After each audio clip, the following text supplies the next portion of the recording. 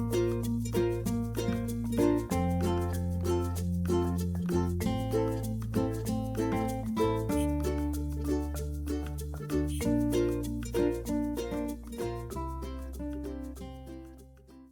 are strong indications, very strong indications, that the Kenyan government is now starting to make an effort to evacuate Kenyan nationals stranded in the country called China.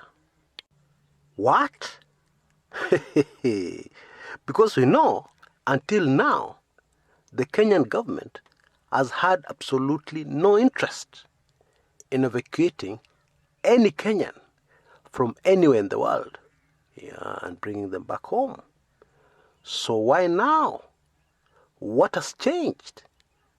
For starters, we all know that there's pressure from the Kenyan public, and that's not surprising, because many are touched, many are affected by relatives, friends, acquaintances who are stuck in China. Now, I want us to be very clear, because these days we have some people on this channel, and indeed in our forums, who seem to be very eager to put words into my mouth. So let me make myself very clear. The government has not sent any aircraft to collect Kenyans from China. No, that hasn't happened yet.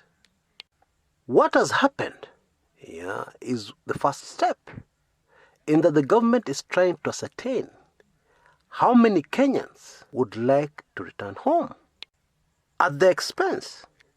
Now, obviously, if you wanted to bring Kenyans back home, this would be the first step. You don't send an aircraft to China and then you also send them with a Kenyan tout. I'm a tattoo tout, who stands somewhere in the airport and shouts, Nairobi, Nairobi, Nairobi. Wakenya wangapi wangependa kuja Nairobi? Nairobi, Nairobi, Nairobi. And then he bangs the side of the aircraft.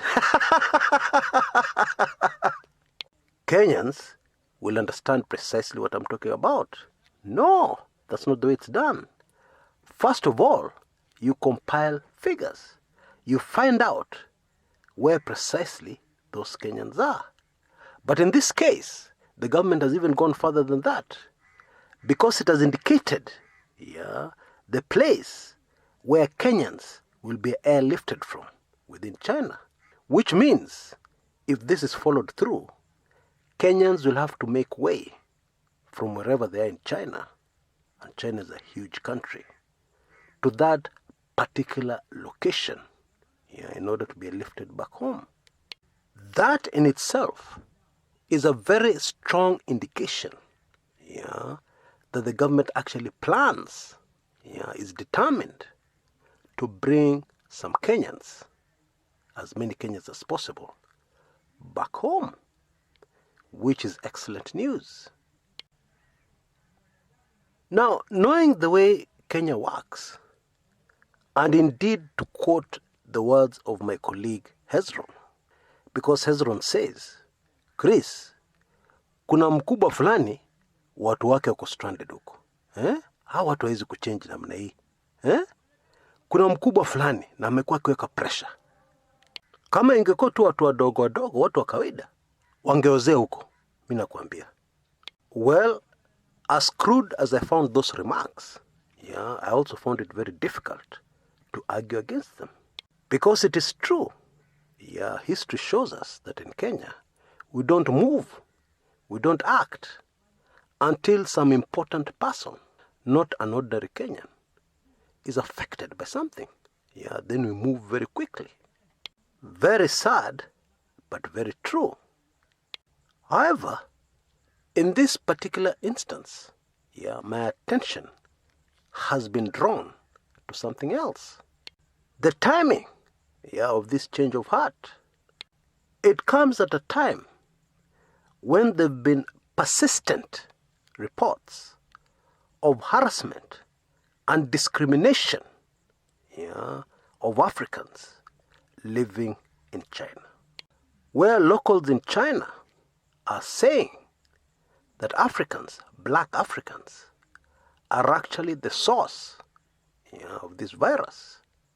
And what this has done is to create a growing and very major backlash from Africa against the Chinese. Never before in our history have we Africans united and ganged up behind one single cause. What the Chinese have actually done is to bring Africans together. And it is clear that this is developing into a political issue where citizens of various African countries will bring their respective governments to account over what is being done to protect their nationals in China from this harassment. Let me spell it out. There is a good chance that this issue of Africans being harassed in China could eventually bring down some African governments. Oh yes. When so many people start to speak in one voice, you had better be careful if you're a government.